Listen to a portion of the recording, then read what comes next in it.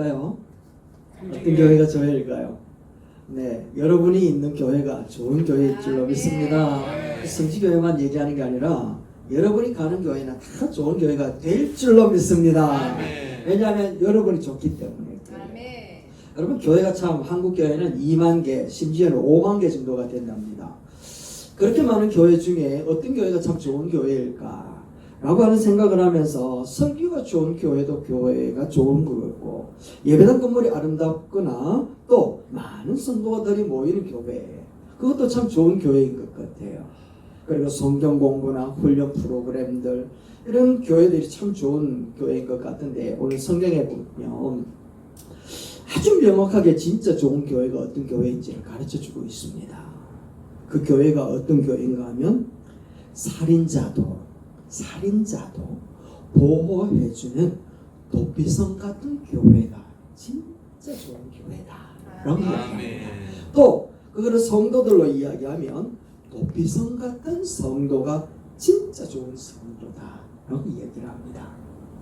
여러분들이 도피성이 뭔지는 아직까지는 잘 모르시겠지만 도피성 같은 성도들이 되시기를 주의 이름으로 축원합니다. 그리고 우리가 섬기는 교회도 도피성과 같은 그런 교회로 변화되도록 우리가 열심히 일어나는 그렇게 되기를 소망합니다.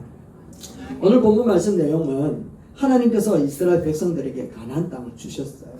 그리고 다 정복하고 난 다음에 그 땅을 이제 분배를 하죠. 그리고 유다 지파가 먼저 달려가서 내게 저 땅을 주시옵소서, 이 땅을 주시옵소서 고백했던 그런 고백들이 있었던 그 이후에 일어나는 상황들입니다. 땅을 다 정복하고 난 다음에 이렇게 분배를 하고 난 다음 하나님은 느닷없이 오늘 도피성을 건설하라 라고 이야기를 합니다. 도피성. 그래서 가나안 땅 전역에 요단강 저편에서부터 건너온 이 편에 이르기까지 하나님께서는 도피성을 건설을 하는 거예요. 그런데 이 도피성은 모세가 하나님 앞에 시내산에서 말씀을 들을 때부터 이 도피성은 있었더랬습니다.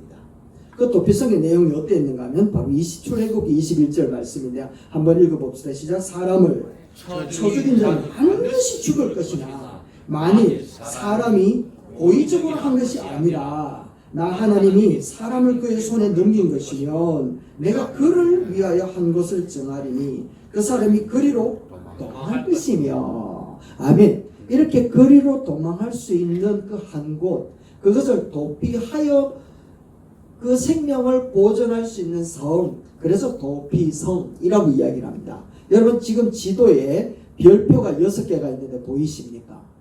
별표가 있는 6곳은 12지파가 어디에서라도 달려가서 그 성에 들어가게 되어지면 부지 중에 살인을 저질렀다 하더라도 생명이 보존되어지도록 만들어 놓은 자리고, 각 지파에서 가장 가까운 자리, 가장 편한 자리로 그 성을 마련해 놓았습니다. 하나님께서 이 도피성을 세운 것은 실수로 사람을 죽인 그 사람들이 그 가족들에 의해 가지고 복수의 피해를 당하지 않도록, 그래서 그 사람의 생명을 보존해주고 어떤 상황 때문에 그렇게 되어졌는지 보호해주고 그들을 보존하기 위해서 하나님이 마련해 놓으셨다는 거죠. 그런데 그 당시 상황이 어떤 상황이었는가 하면 이스라엘은 지금 계속해서 전쟁 중에 있었습니다. 그러니까 상대방도 처참하게 죽여야 되고 내 가족 일부도 죽음으로 말미암아서 가장 아픈 그런 상처를 가지고 있었던 그런 때였단 말이죠. 그러니까 극도로 그 스트레스, 죽음에 대한 스트레스와 가장 그 민감하고 그 마음에 그 세밀한 그런 마음을, 죽음에 대한 마음을 가지고 있었던 그런 때였습니다. 그런 가운데서 자기의 가족이 내 집안, 내가 아는 사람들을 해가지고 죽음을 당했다. 이것은 이제 감당할 수 없는 극도의 분노를 일으키는 상황이 된다라는 거죠.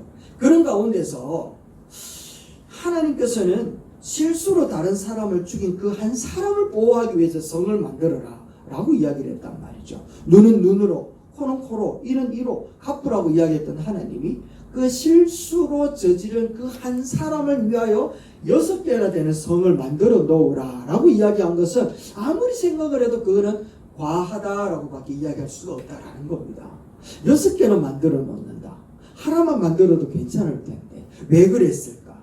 그런 살벌한 전쟁 가운데서 하나님께서는 그들 이스라엘 백성들을 가나안 땅으로 들여놓을 때 그 처음 마음, 하나님이 그 백성들에게, 이스라엘 백성들에게 주려고 했던 그 첫 마음을 놓치지 말라고 도피성을 세워놓으신 거예요. 그들이 전쟁을 통하여서 정복을 했잖아요. 그러니까 지배하고 군림하려고 하는 그런 정복적인 마음이 생기게 된단 말이죠. 그러다 보니까 자기에게 해를 입힌 사람은 여러 배로 갚아야 되는 그런 마음에 굉장히 열정적인 모습으로 변질되어져 가고 있는 바로 그때에 생명을 보존해야지 된다 라고 하는 그 의미를 그들에게 부여하고 싶었던 겁니다. 그리고 그들을 가나안 땅에 정복시켰던 것은 땅을 차지하고자 했던 것이 목적이 아니라 그 가나안 땅에 들어가서 하나님의 백성으로서 어떻게 사는지 표본으로 보여주기 위해서 하나님은 이스라엘 백성들을 가나안 땅에 들여보내신 것이었습니다. 하나님은 다른 사람들이 바라볼 때 하나님의 법대로 살아가는 사람은 이런 사람들이야. 하나님을 섬기며 살아가는 사람들은 생명을 존중하는 사람이지 정복하는 사람이고 피를 흘리기를 좋아하는 사람들은 아니다 라고 하는 것을 그들에게 가르쳐주고 싶었던 것이었고 그것을 위해서 세웠었던 게 이스라엘 백성들이었습니다. 그런데 전쟁 때문에 그게 포악해져 간다는 거죠. 그래서 하나님은 그들에게 도피성을 세우시고 하나님의 원뜻을 가르치고자 했던 것이었습니다. 그리고 그들은 한 가지 더 의미가 있다면 너희들이 끊임없는 하나님의 사랑을 받지 않았느냐, 그거 잊지 말아라는 거죠. 끝없는 하나님의 보호하심과 하나님의 인내하심으로 하나님을 대적하고 거역했던 이스라엘 백성들이 용서함을 받았던 자들이 바로 이스라엘 백성들이었습니다. 하나님을 향해서 얼마나 대적하여 폐역한 모습으로 나타냈던지 역사 가운데 이스라엘 백성들만큼 있는 사람들은 아무도 없다라는 겁니다. 그럼에도 불구하고 하나님은 그들을 끝까지 보존하시고 끝까지 사랑하시고 끝까지 용서를 베풀었단 말이죠. 그러니까 이제 너희들이 받은 바 되어진 하나님의 사랑을 하나님의 백성답게 살면서 또 다른 사람들에게 보여주고 나누어주는 사람이 되어야 된다. 이게 당연하지 않겠느냐라고 해서 하나님은 도피성을 세워놓으신 겁니다. 사실 이 본문 말씀은 이스라엘 백성들에게만 도피성을 만들어서 그들을 보존하고 지켜주려고 한 것이 아니라 오늘 이 시대를 살아가고 있는 여러분과 우리를 위하여서도 도피성이 있다라는 것을 가르쳐주고 싶어서 기록해 놓으셨습니다. 여러분, 우리에게도 도피성이 있다는 사실을 믿으십니까? 그래서 우리가 부지 중에 잘못을 저지르고 부지 중에 살인을 한 사람은 없지만 만약에 우리가 그런 죄를 저지른다 할지라도 그것으로 피하기만 하면 용서가 있고 회복이 있고 소생케 하는 능력의 자리 도피성이 있다라는 거예요. 그것을 가르쳐주고 싶은 게 오늘 본문 말씀이었습니다. 그런데 사실 우리는 그런 범죄를 저지르지 않잖아요. 우리 중에 살인을 저지른 사람은 아무도 없죠? 네, 없습니다. 맞습니다. 아무도 없습니다. 혹시 있을까 싶어 깜짝 놀랐습니다. 아무도 없습니다. 그래서 살인을 저지르지 않았기 때문에 도피성이 필요 없는 것 아닌가라는 생각이 들 것 같아서 성경을 찾아보니까 이야, 큰일 났다 싶은 말씀들이 너무 많이 있습니다. 보여드리겠습니다. 요한일서 3장 15절 말씀입니다. 한번 읽어봅시다. 시작. 형제를 미워하는 자마다 뭐 하는 자니? 살인하는 자. 그리고 뒤에는요, 살인하는 자마다 영생이 그 속에 있지 아니하는 것을 너희가 아는 바라. 아멘입니까? 아멘. 큰일 났습니다. 이제 여러분, 우리는 직접적으로 육체적인 살인을 저지른 자는 아니지만 형제를 향하여 미워하는 그 사람은 뭐 하는 사람이라고 이야기하는가 하면 살인을 하는 자라고 이야기를 하고 있다라는 거죠. 그래서 우리는 솔직히 말은 안 하지만 우리 안에 주는 것 없이 믿는 미운 사람은 한두 명씩 꼭 숨겨놓고 있죠. 없다는 것에 저는 정말 감사하지만 이제는 없겠죠. 물론 예수님의 이름으로 다 용서를 하지 않았겠습니까? 혹시라도 도무지 용납할 수 없는 정말 주는 것 없이 미운 사람, 그래서 막 가까이 보고 싶지도 않은 사람인데 어쩔 수 없이 같이 볼 수밖에 없는 그런 상황에 있는 분들도 있다라는 거죠. 그럴 때 그것을 보고 성경은 뭐라고 이야기하는가 하면 살인하는 자다라고 이야기를 합니다. 무섭죠? 정말 끔찍한 말씀입니다. 성경은 미워하는 자마다 살인하는 자라고 이야기하는데, 그래서 도무지 미워하는데 어떻게 살인을 해? 너무 심한 거 아닌가? 라는 생각이 들지 않습니까? 그래서 이해는 잘 안 되지만 그래도 이게 말씀이니까 믿기 위해서 우리는 다른 사람을 미워하지 않기 위해서 뭔가 애를 쓴단 말이죠. 애를 쓴다고 됩니까? 잘 안 돼요. 잘 안 돼.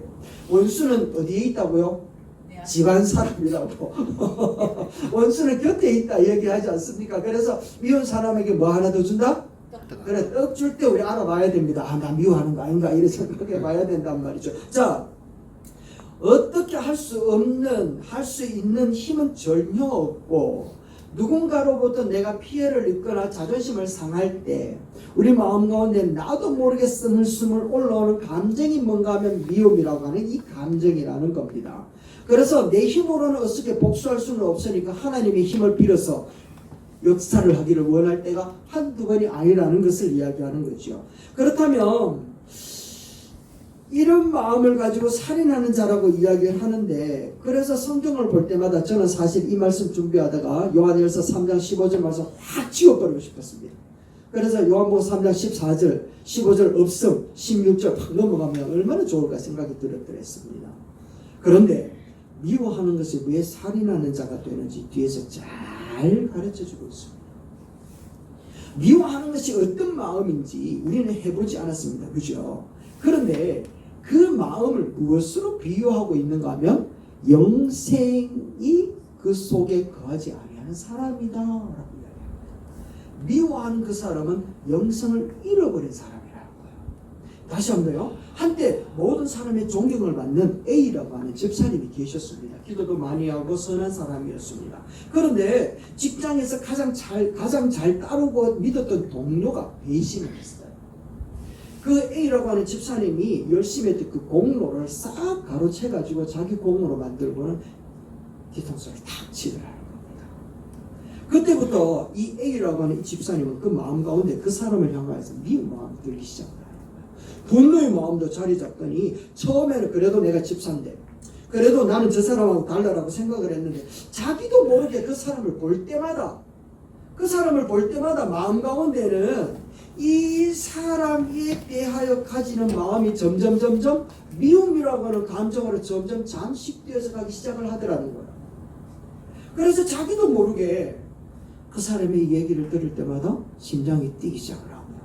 또 호흡이 가빠지기 시작을 하고요. 그런데 그게 그 사람에게만 끝나는 것이 아니라 다른 사람과의 관계 속에도 불신의 모습으로 나타나기 시작을 합니다.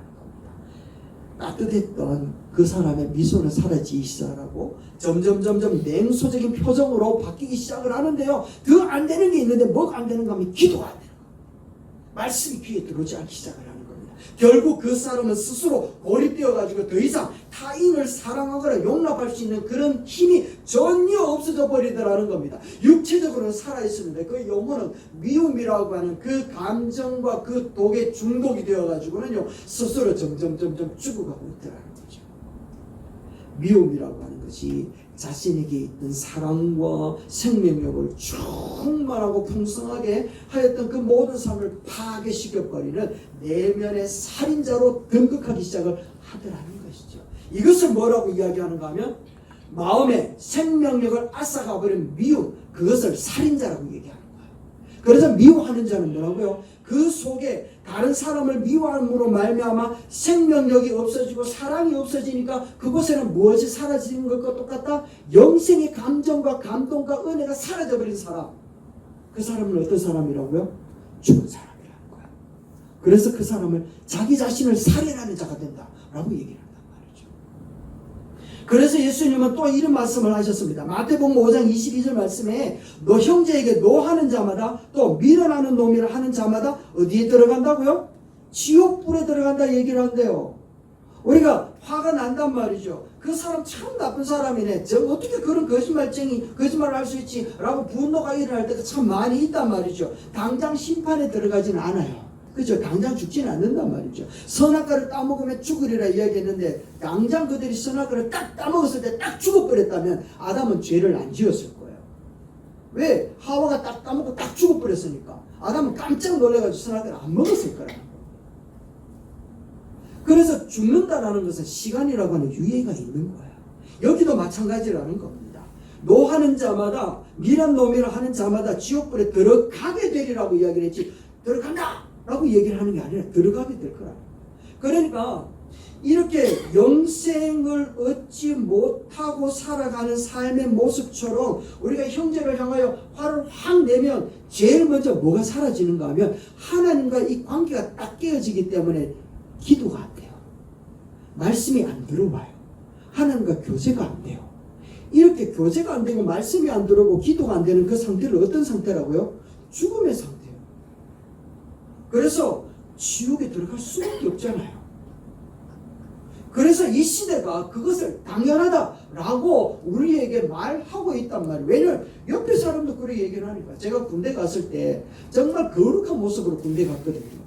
그런데 옆에는 깡패하다가 군대 온 친구도 있고 또 도둑질하다 온 친구도 있고 싸움하다 온 친구도 있고 입이 얼마나 지저분한지요. 막 하는데 와 거기 물들어가지고 제가 그 훈련소 나올 때는 제 입에도 걸레가 돼서 나오더라고요. 너무너무 무시하고 이게 전염성이 강한지 모르겠어요. 그런데 입만 걸레가 된 게 아니라 이 10년까지도 걸레가 된 거예요. 주님 앞에 기도가 안 돼요. 그런데 그게 당연한 것처럼 군생활은 그게 당연하게 되어지고 그래야 살 수 있는 것처럼 여겨지게끔 만들어버리는 게 그 시대의 그 문화였다라는 겁니다. 마찬가지로 이 시대가 그런 시대로 우리에게 요구를 하고 있습니다. 그렇기 때문에 영생을 잃어버린 사회와 사람들 그리고 준비된 심판을 향하여 가고 있는 사회와 사람들이 있는 이 사회에 그런 사람들을 보호하고 지켜주기 위한 도피성이 꼭 필요하겠죠. 할렐루야. 이 도피성이 꼭 필요하다라는 겁니다. 그래서 하나님이 그 시대에 이스라엘 백성들에게만 도피성을 마련한 것이 아니라 오늘 우리에게도 도피성이 꼭 필요한 줄 알아. 우리 주님께서 도피성을 마련해 놓으신 줄로 믿습니다. 아멘. 그래서 그곳에 피하는 사람에게는 비록 그 입이 그 마음이 황폐해지고 황화해지다 할지라도 하나님께서는 소생시키시고 보호하시며 우리를 생명 있게끔 만들어 가시는 줄로 믿습니다. 아멘. 아멘. 그런데 우리 주님이 더 무서운 말씀을 하는데 이런 말씀을 하셨어요. 마태복음 7장 2절 말씀 우리가 너무 잘 아는 말씀입니다. 저는 이 말씀을 보고 잠을 자다가 깜짝 놀랐습니다. 한번 보세요. 뭐라고 이야기하는가 하면 같이 한번 읽어봅시다. 시작. 너희가 비판하는 그 비판으로 너희가 비판을 받을 것이요 너희가 헤아리는 그 헤아림으로 너희가 헤아림을 받을 것입니다. 자, 여러분 보세요. 비판하는 그 비판으로 너희가 무엇을 받는다고요? 비판할 때 세 번째 나오는 이 비판은 누가 하는 걸까요? 하나님이 하시는 거예요. 뒤에 보세요. 헤아리는 것도 세 번 나오죠? 뒤에 마지막에 나오는 세 번째는 헤아림은 누가 한다고요? 하나님이 하시는 거예요. 그러니까 우리가 했던 모든 말들 그 말들을 우리가 하나님의 심판대 앞에 딱 쓰게 되었지만 하나님이 내가 했던 모든 말들을 그대로 내한테 다 하는 거예요. 네가 저 사람을 향해서 저 사람은 안 돼. 그 사람 정말 이해가 안 되네. 왜 저런 말을 하지? 어떻게 사람이 그럴 수가 있지? 라고 했던 이 말들 그 말들을 하나님이 다 내한테 하는 거예요. 내한테 다시 네 안 돼. 네가 어떻게 그런 말을 할 수 있지? 네가 어떻게 그런 행동을 해? 네가 어떻게 그런 말을 해? 라고 하는 그런 말들이 고스란히 내 귀에 들리도록 하나님의 입에서 그대로 다 얘기해 버리신다. 그 말이라는 거예요. 깜짝 놀랐습니다. 여러분 깜짝 놀라지 않겠습니까? 내가 했던 말을 그대로 내 귀에 나를 향하여 판단하는 기준이 되고 잣대가 돼서 오는데요. 깜짝 놀랐죠. 그런데 우리가 어떤 일을 행하고 그런 부분들을 당하고 있는 이 사회 속에서도 여전히 우리를 보호하시고자 하시는 우리 주님이 계시는 줄로 믿습니다. 아멘. 어느 날 제가 지난주에 몸살이 걸렸다고 얘기를 하지 않았습니까? 몸살이 걸려가지고 이제 약이 처방을 받았는데 이 처방을 받은 약을 먹으면 몸살이 나아야 되는데 설사까지 급해지는 겁니다. 아이고 어째 이런 일이 엎친 데 덮친 격으로 일어날 수 있노? 그래서 다음날 의사 선생님한테 물었습니다. 그러니까 하는 말이 뭔가 하면 항생제가 들어가 있는데 항생제는 안 좋은 균도 잡지만 무엇도 잡는다고요?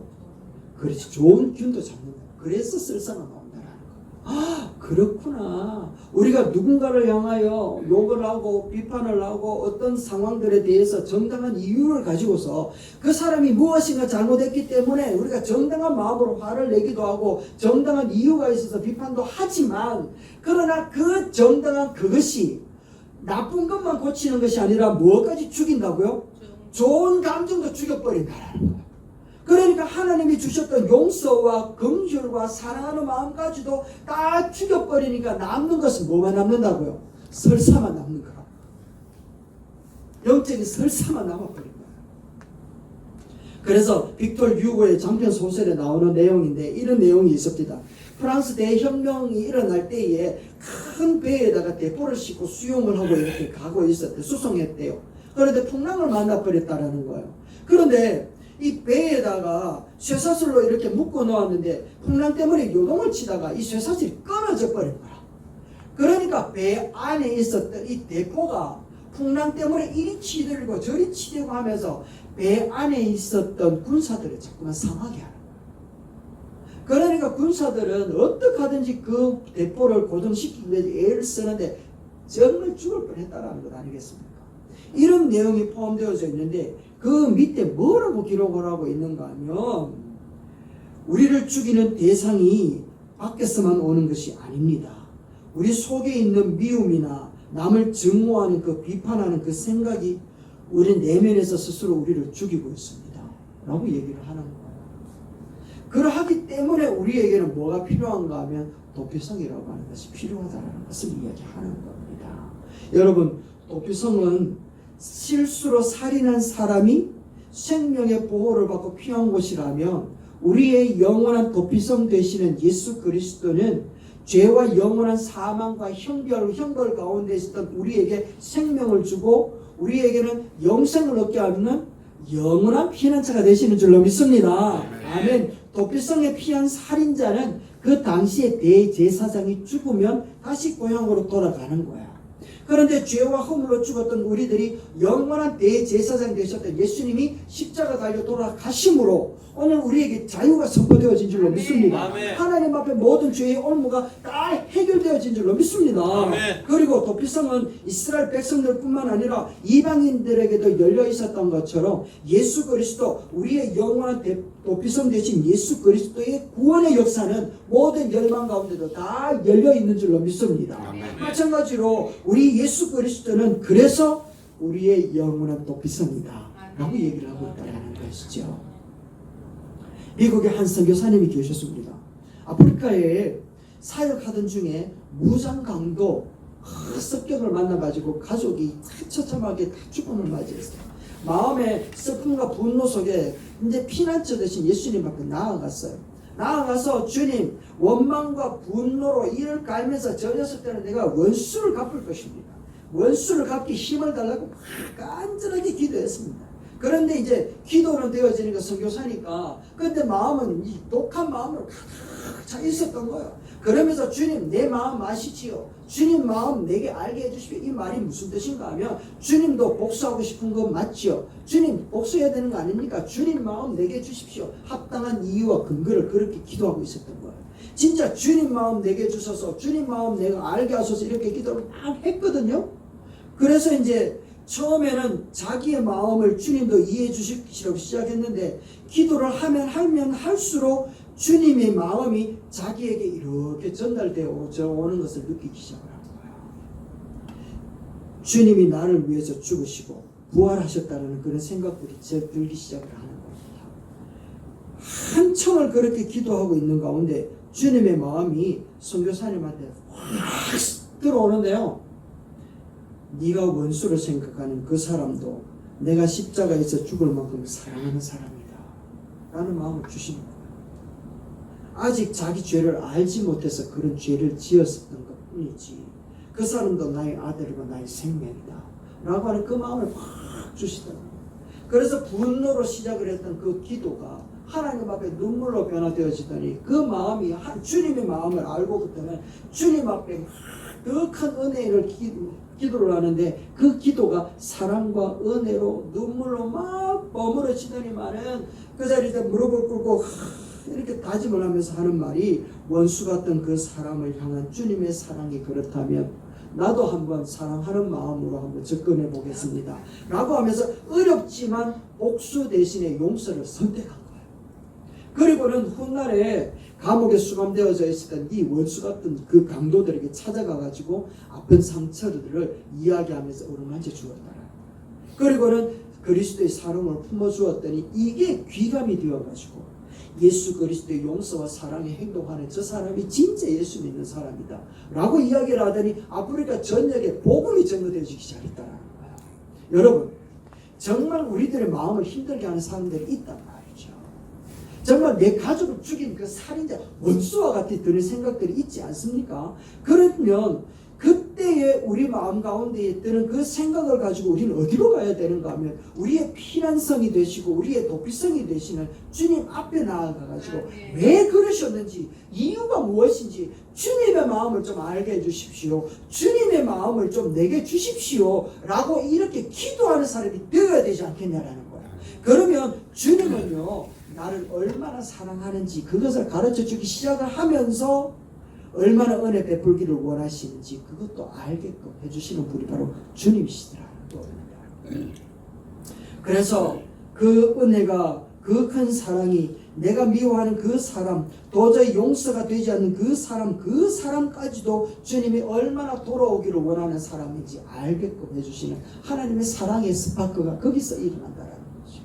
그랬을 때 사람들은 저 사람이 예수 믿는 사람이구나, 저 사람이 용서를 하는 사람이고 사랑이 있는 사람이구나 라고 하는 모습으로 고백이 일어나는 그 순간이 바로 그 사람이 도피성이 되어진 사람인 줄로 믿습니다.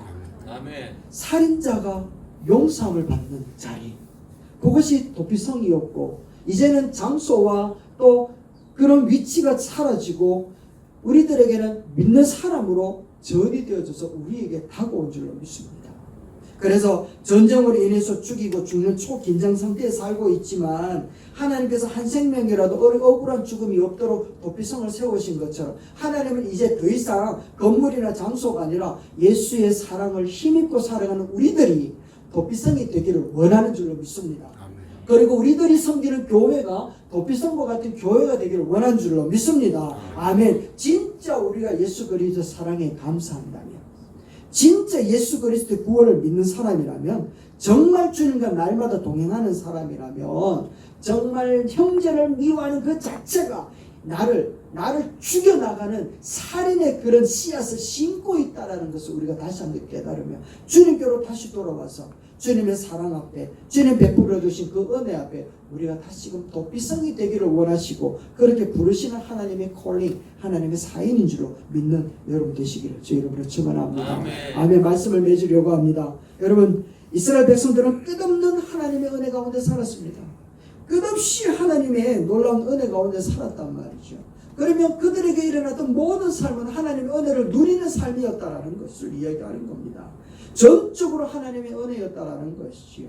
그렇기 때문에 이제 너희도 은혜를 베풀고 살아라 라고 하는 것으로 도피성을 세우십니다. 우리가 하나님의 은혜 가운데서 구원함을 받았고 영생을 받았고 생명을 얻고 또 생명의 자유를 얻고 주님과 동행하는 삶을 진짜로 살고 하나님으로부터 큰 은혜를 받은 사람이라면 우리를 향하여서도 동일하게 네가 도피성이 되어라 라고 하는 하나님의 부르심이 있는 줄로 믿습니다. 아멘. 그러기 위해서는 우리는 주님과 친밀하게 교제를 해야지 돼요. 날마다 주님과 동행하는 삶의 모습이 되어야 됩니다. 그래서 여러분 한번 따라합시다. 나는